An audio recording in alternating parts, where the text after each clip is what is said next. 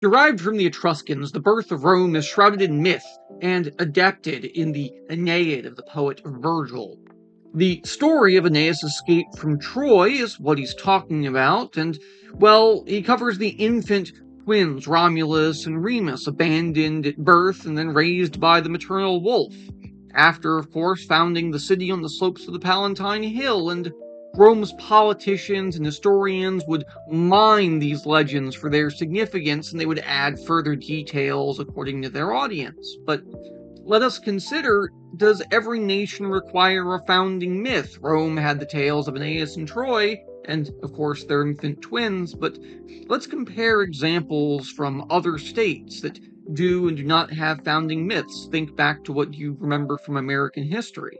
How seriously do we take these myths today? What is their purpose? What is the purpose of a founding myth? Can societies really do without them? More to the point, Rome's story more or less begins in the 6th century. When Romans arrived in Italy, the dominant inhabitants were the Etruscans. The Greeks called them Tyrrhenians. They remain mysterious despite their archaeological record. Although they adopted the Greek alphabet, their language is a non-European, Indo-European, and has not yet been deciphered. The Etruscans established a confederacy of independent city-states in north-central Italy. They were skilled metalworkers, artists, and architects, from which the Romans later took their knowledge of the arch and the vault. The Romans adopted the bloody sport of gladiatorial combat from them. They also practiced the foretelling of the future by studying the entrails of animals and the flight of birds. The myth doesn't hold up when you consider the Etruscan and Greek influence, particularly in regard to women. Etruscan women enjoyed a very high status and played important roles in public life. They participated in politics and sporting events. They attended dramatic performances, athletic competitions, and openly danced. They ate meals with their husbands and reclined with them on the same couch at banquets. They were buried with their husbands in the same mortuary vaults, and their tombstones and sarcophagi often emphasize mutual affection. Indeed, the Romans also borrowed ideas from Greek settlers in southern Italy and Sicily, including their alphabet, many of their religious beliefs, and much of their art. Roman women were less sequestered than their Greek counterparts, but did not enjoy the same rights as Etruscan women until much, much later. The Romans downplayed the Greek influence and preferred to accentuate their descent from the Trojans and from Italic people called the Sabines, whose women, at least according to legend, Romulus and his men had forcibly abducted. That's about as much as YouTube will let me say on that subject. So, where does the founding happen? When? The real founders of Rome were a tribe called the Latins. They were descendants of Indo-European speakers who entered Italy during the 2nd millennium BCE. Rome's position on the Tiber River gave great benefits. Trading ships could only navigate the river as far as the city. It was a commercial port, but was not threatened by attack from the sea. It was located at the first good ford across the Tiber, a major crossroads. Recent archaeological research suggests the origins of the city date back to at least the 10th century, much earlier than the date which the Romans had calculated for themselves, around 753. The Seven Hills offered some strategic advantages. Eventually, Rome's central marketplace, the Forum, would become the heart of the city, with approximately 1 million people crowded into an area of about 5 square miles. Latium, the broad, flat plain with few natural obstacles, was gained very early by the Romans when they negotiated with the Latins and offered them the Latin right, that is to say, intermarriage and immigration. Here, returning to our earlier point, we have the homage to an Etruscan marriage. Numerous tombs and sarcophagi testify to the closeness and equality of Etruscan marriage bonds, depicting idealized images of the deceased couples. This example is a little unusual, though. It's a realistic portrait of an older couple, not lying asleep in death, but awake and cuddling. The Romans' early government, which was a monarchy with a king who exercised power that was checked only by the Senate, a council of elders. There were 7 kings, including Romulus, and were said to have ruled Rome. The last was Tarquinius Superbus, also known as Tarquin the Arrogant. He was an Etruscan who expanded Rome by dominating Latium and the agriculturally wealthy Campania to the south. His power jeopardized Roman freedom and dignity. His son raped a virtuous Roman wife, Lucretia, around 510 BCE. Hereafter, the word rex, king, is a term of insult. The Brutus who helped assassinate Julius Caesar nearly 5 centuries later descended from the same Brutus who expelled the Tarquin kings. When Lucretia commits suicide to avoid dishonor, the Romans, of course led by Brutus, would rebel, overthrow the Etruscan dynasty, and reject the monarchy. With new government, of course, comes new expansion. The early Roman Republic was marked by almost constant warfare. By 300 BCE, Romans had absorbed or allied themselves with all of central Italy and had begun to look south to the Greek colonies of Sicily. The secrets of Roman success. The Romans did not impose taxation and tribute on the settlements they conquered. They demanded only that their allies contribute soldiers to the Roman army. Rome extended the Latin Rite to many of these conquered territories, giving them an interest in political and military expansion. Rome gained a nearly inexhaustible reserve of fighting men, numbering some 300,000 by 250 BCE. Romans borrowed the phalanx from the Greeks but split it into the more flexible divisions, maniples. A major unit of the Roman army, of course, is the legion, some 5,000 men. The basic unit, as you may recall, is the maniple, a group of about 120 infantrymen who trained together, who often performed specialized tasks or used specific weaponry.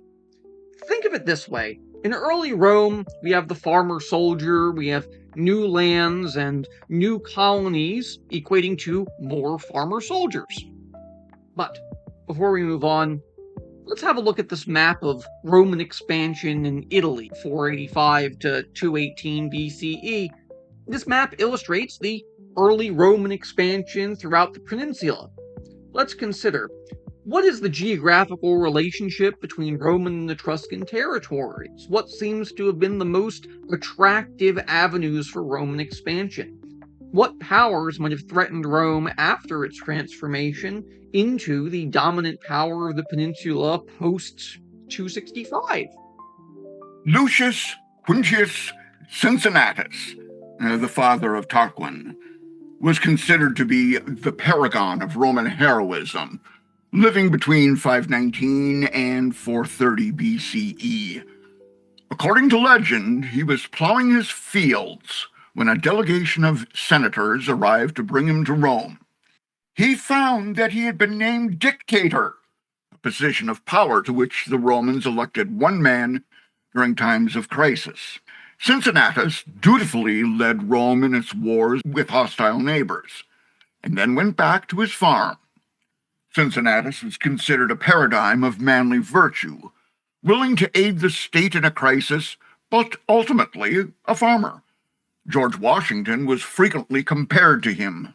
So with this paragon of masculinity out of the way, let's talk about his opposite, Lucretia. She is the epitome of matronly fortitude. While no contemporary accounts of her life and subsequent death survive, she was raped by Tarquin, Lucius's son. Her call to action and subsequent suicide would lead to the royal families of Rome forcing Tarquin's family out of Rome and out of power.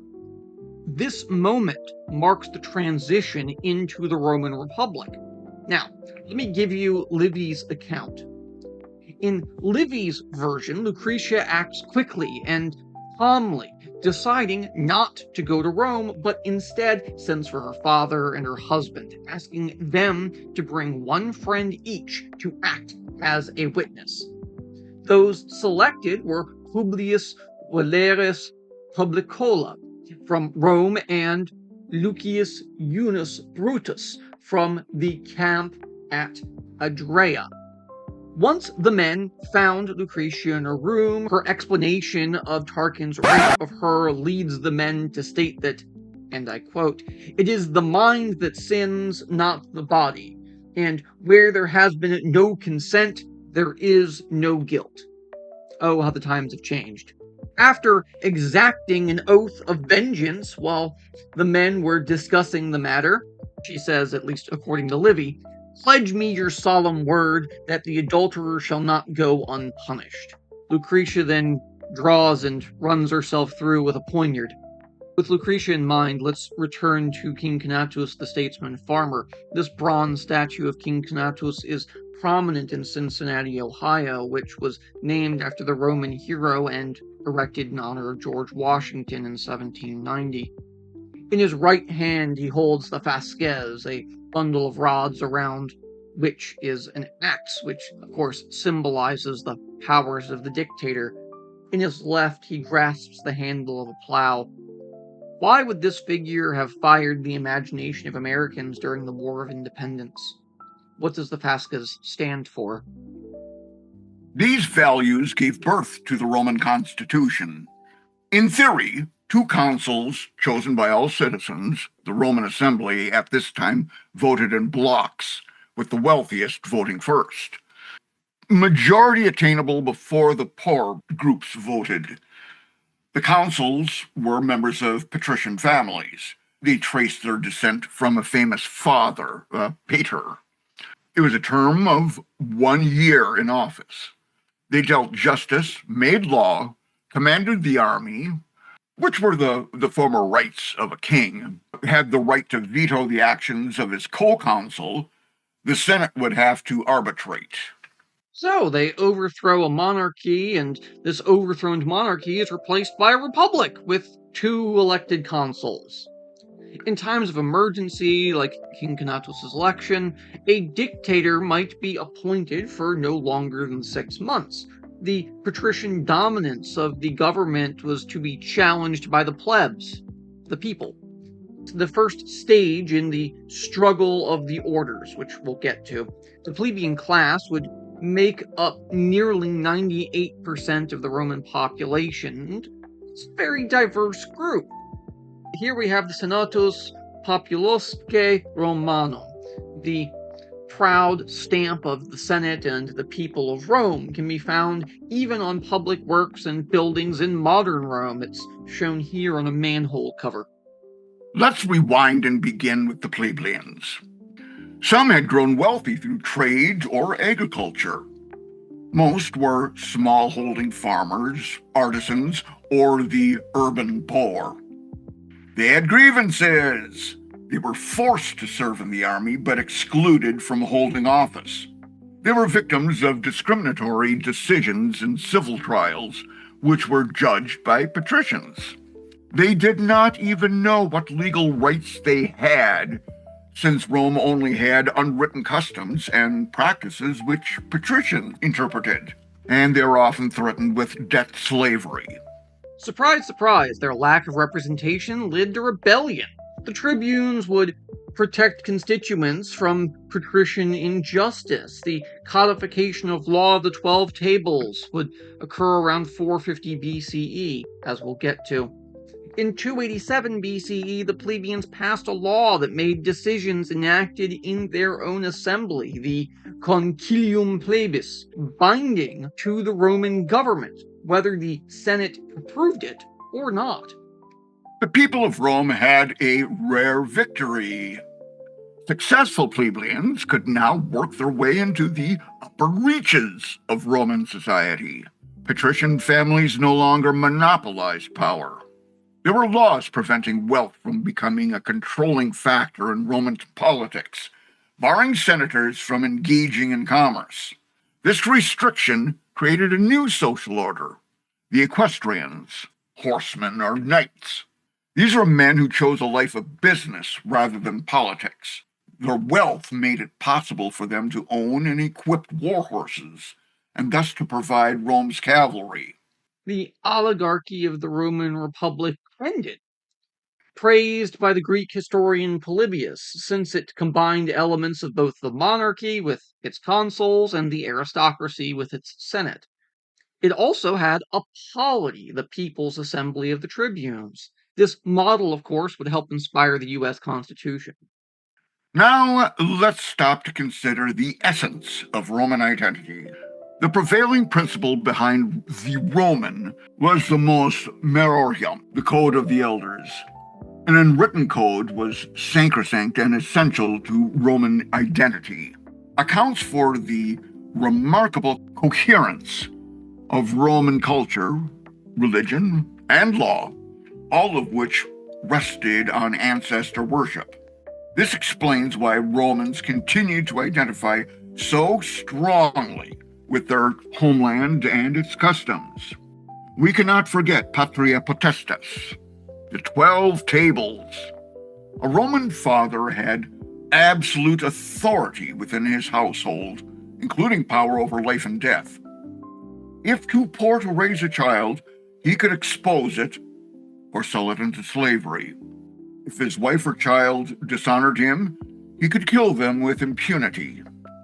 Now, speaking of Patria Potestas and the role of the father, let's talk about the power of the father.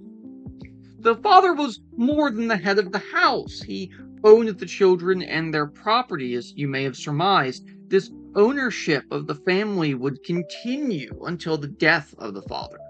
This creates a society where the eldest living male maintains not just familial power, but since the Roman model is an extension of the family unit, the Romans extended the male hegemonic rule to the state as well. Remember, pater being a political unit. Let's consider Polybius's perspective.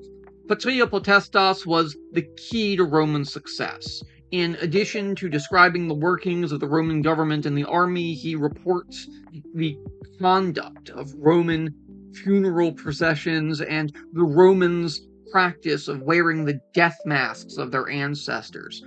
The devotion of the family would parallel devotion to the state.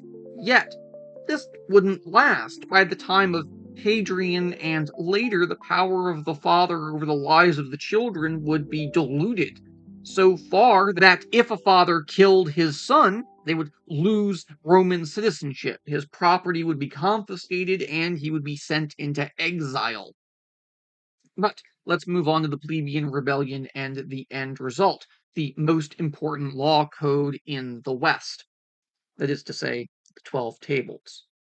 Misuse of Roman non-codified law and a lack of legal representation would lead the plebeians, who make up 98% of the population after all, to rebel in the early 5th century, when plebeians refused to join the military defense of Rome and instead seceded from the city and camped out on the Aventine Hill, or at least near it.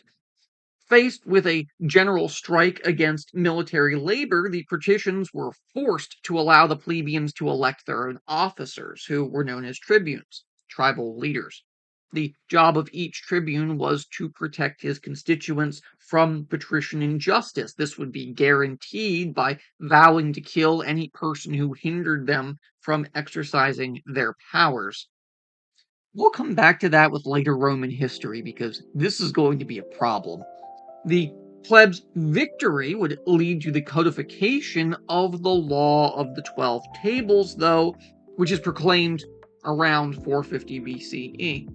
While the plebeians would go on in the 3rd century to gain further victories in representative government, let's take a moment to turn to codified law. Codification is the exception, not the rule. We have the 12 Tables, the Lex Daucium Tabularum, and the much later Corpus Juris Civilis, or Civiis if you prefer. However, the bulk of Roman law remained uncodified, which means just written down or restated. in some form. The 12 tables would go on to be the inspiration for Justinian's dialogues and would become the basis of many concepts of Western civil law. I put a link to them in the description. Here, we have a Roman of the 1st century. This man wears the toga of an aristocrat, displays his piety by holding the busts of his ancestors. Busts, like the funerary masks described by Polybius, commemorated the dead and were the focus for family worship in household shrines. How does Roman reverence for age differ from the Greeks' emphasis on the ideal heroic youth? What do these differences suggest about the broader values of these two societies? Now, religion is intertwined with the state at this point, and for all of Roman history. Rome's public religion resembled that of the Greeks. We have Jupiter, who is Zeus as god of the skies.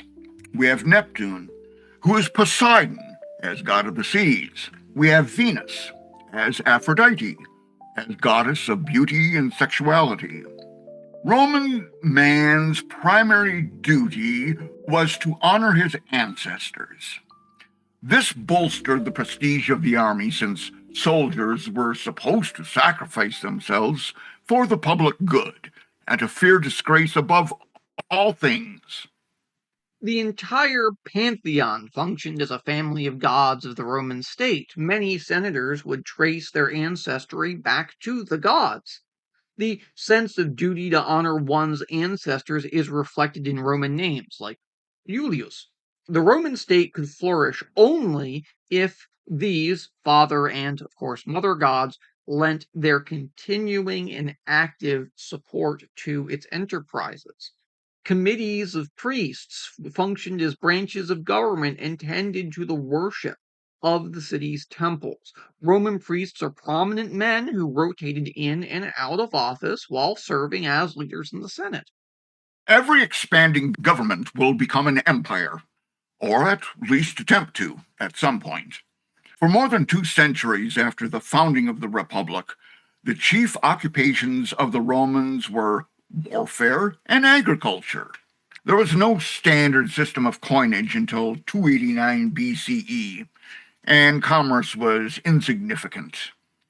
In 265 BCE, Rome absorbed Etruscan territory and could claim to control most of the peninsula.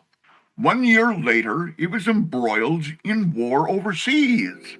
Let's pause for a historiographical question. Did Rome seek to extend its rule as a matter of policy to feed the collective appetite for warfare and plunder? Or is it an accidental empire built up in a series of reactions to changing pressures at home as well as in response to threats abroad? Did we just oops an empire? Maybe. Decide for yourself. Here we have a Carthaginian coin, or at least the obverse.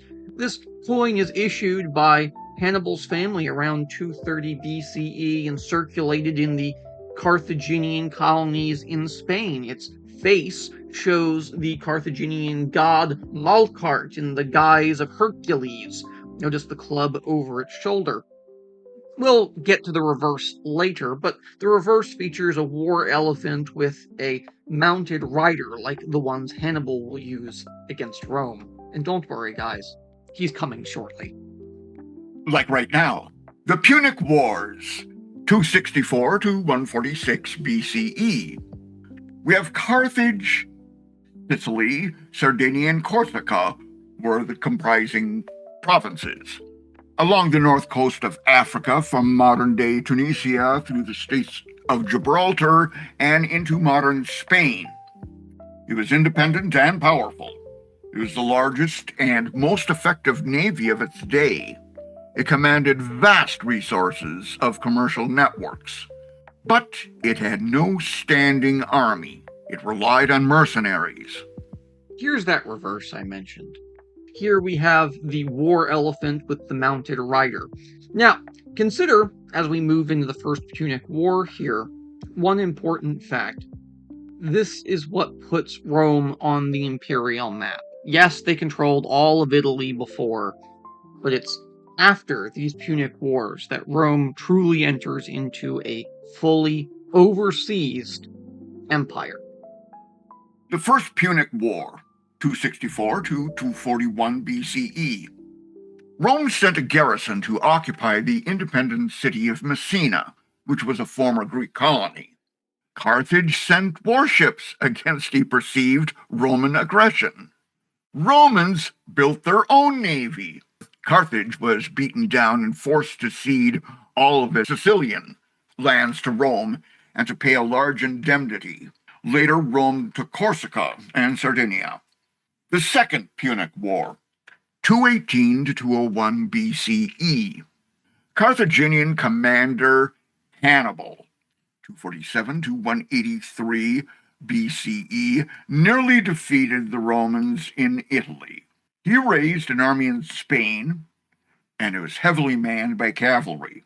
He led his entire force across the Pyrenees into Gaul, and thence over the Alps into Italy. He harried the Roman forces into Italy for nearly 16 years, but there was hostile terrain. Many of Rome's allies remained loyal and received no reinforcements. He did not get the Gallic help he'd hoped for, and after the First Punic War, Carthage would attempt to expand its presence into Spain, and the leaders of the Senate would interpret this as a threat to Roman interests and, of course, declare the Second Punic War. You have to think of Hannibal as a shame here, because he's utterly undefeated in Italy, but he's forced to withdraw to Africa when the Roman general Publius Cornelius Scipio, yes, that Scipio, invaded the Carthaginian territory, seeking not to beat Hannibal on his own terms, but rather force Hannibal back. And it works. We have the Battle of Zama being the most pivotal point. 201 BCE, Scipio defeats Hannibal and receives the name Africanus in honor of his conquest. Carthage at this point is forced to abandon almost all of its territory and pay an indemnity so crushing it would have made the Germans look like they got off easy. The Third Punic War, 149 to 146 BCE, and the Roman expansion, 264 to 44 BCE. Romans breached the walls and butchered the population. Those who survived were sold into slavery. The city was razed. The Roman suspicion of Carthage remained obsessive. Warmongers in the Senate would force this third war. The most vocal of this is not Scipio Africanus, but rather Marcus Porcius Cato. Famous for his obedience to Roman custom and xenophobia, he would end every speech with the phrase, "And furthermore, I strongly advise that Carthage be destroyed." Eventually, the Senate just wanted to shut him up, and so they let him. In 149 BCE, it seized on a minor pretext to demand that the Carthaginians abandon their city and settle at least 10 miles into the interior. So, here it is, the further expansion of Rome, 264 to 44 BCE. Here we have the rapid increase of Rome's territories, opened up new opportunities and, of course, new challenges, all thanks to 3 Punic Wars entirely engineered by Rome. Okay, well, maybe not the second one. Maybe the second one was Hannibal's fault, but it was still largely engineered by Rome. Let's examine the phases of expansion on this map. In what directions did the Roman domination move? Why was this the case? You may have a guess. I certainly do. What particular problems might have been created by the eventual extension of Roman rule into Gaul? We'll get to that. This is well beyond the Roman lake of the Mediterranean. Consider Rome's control of the Hellenistic world. There is conflict with the Eastern Mediterranean. During the Second Punic War, Philip V of Macedonia had entered an alliance with Carthage and later invaded Greece, and had designs onto Egypt. Rome sent an army to stop him and later foiled the plans of the Achaean League, with Polybius sent to Rome as a hostage. Rome's victories over Carthage enormously increased its territory with the addition of Spain and North Africa, and their grain and silver. Rome is now the major power in the Mediterranean world. Rome also thwarted a similar attempt of the Seleucids to operate in Greece and throughout Egypt.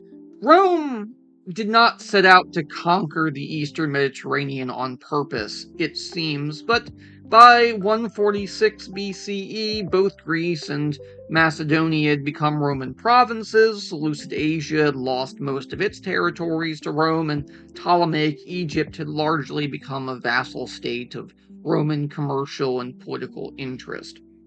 With Roman control comes social change and economic upheaval. There was a huge increase in the number of enslaved people. In 146 BCE, 55,000 Carthaginians were enslaved. Not long before, 150,000 enslaved Greek war prisoners. By the end of the 2nd century BCE, there were 1 million enslaved people in Italy. Aristocrats bought up the holdings of peasant farmers. Soldiers, required to serve for years on foreign campaigns, could not maintain their lands and moved to the city.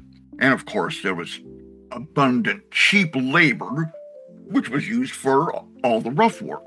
The majority of Roman enslaved people would work as agricultural laborers in the vast estates of the Roman aristocrats. There's a problem, though.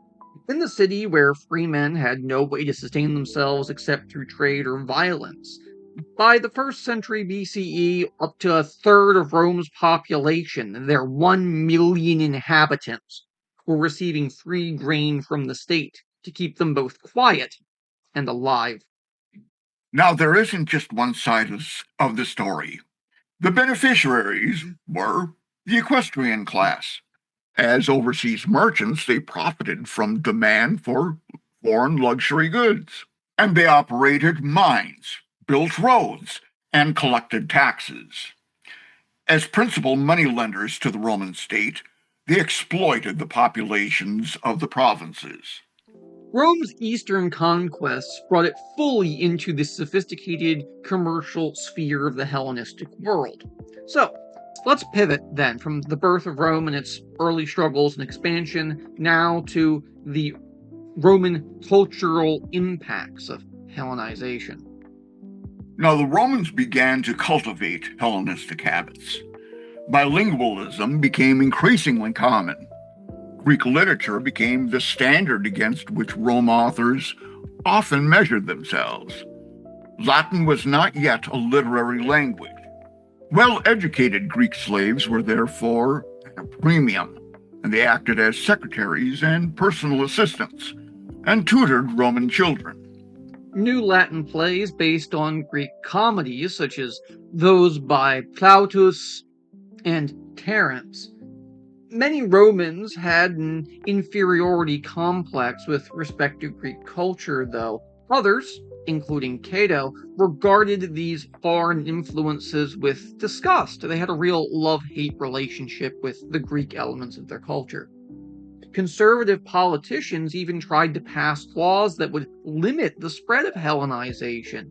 But much like any law that tries to limit any kind of cultural anything, these measures are ineffectual. Rome was becoming a complex metropolitan empire, and there wasn't a damn thing the conservatives could do about it, much like today. We would be remiss not to discuss the changes in philosophy and spirituality in the late Republic, however. Cicero based his ethical teachings on the Stoic principles that virtue is happiness and tranquility of mind the highest good, but disagreed with the Stoics in his approval of the active political life. He became an advocate for the revival of Roman tradition through service to the state. His elegant prose style also advanced the use of Latin as a language of eloquence and became the model for Latin composition. The religious practices of Rome also changed markedly in this era. There were new mystery cults. From Egypt, we have the cults of Isis and Osiris. From Asia, we have the worship of the Great Mother. The Romans continued to honor their traditional gods alongside these new deities. Curianism was popularized by Lucretius, 98 to 55 BCE, the author of a book-length philosophical poem on the nature of things. Stoicism was more common and had attracted powerful public figures, such as the orator and statesman Cicero, or Cicero if you prefer him by that name. The period from the end of the Third Punic War in 146 to about 30 BCE was one of turbulence. There were politically motivated murders. There was bloody competition among rival dictators. And, of course, there were wars and insurrections. The slave revolt in 134 BCE, some 70,000 slaves defeated a Roman army in Sicily before being put down by emergency reinforcements. The slaves ravaged Sicily again in 104 BCE. This slave revolt is, of course, the one you're thinking of, the slave revolt of Spartacus, a Thracian captive who was being trained as a gladiator. From 73 to 71 BCE, his slave army defeated trained Roman forces of as many as 10,000 men and overran southern Italy before Spartacus himself is killed. The Senate orders some 6,000 of the captured slaves to be crucified along the length of Capua to Rome, about 150 miles all told, as a warning to future insurgents. But we'll get more on them next time. Tune in as we turn from rebirth to decline. We cover not just slave revolts, but everyone's favorite dictator, Egypt's prettiest woman, and, of course, the Silver Age of Rome.